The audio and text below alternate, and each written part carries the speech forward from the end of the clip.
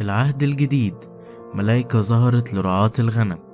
في الليلة اللي اتولد فيها الطفل يسوع كان في رعاة غنم سهرانين يحرسوا غنمهم، وفجأة ظهر لهم ملاك ونور جامد جدا من عند ربنا نور المكان كله.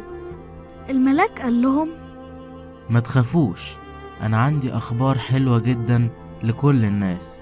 النهاردة في البلد اللي اسمها بيت لحم اتولد الطفل يسوع اللي هيخلي الناس يعرفوا ازاي يعيشوا وازاي يحبوا ربنا.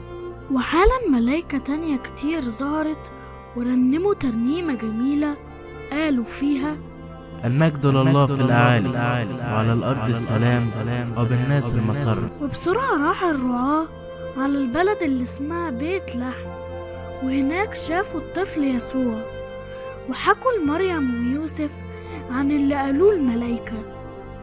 رجع الرعاة تاني للغنم بتاعهم، وكانوا هما في السكة بيسبحوا بيرنموا ويشكروا على كل اللي سمعوه وشافوه.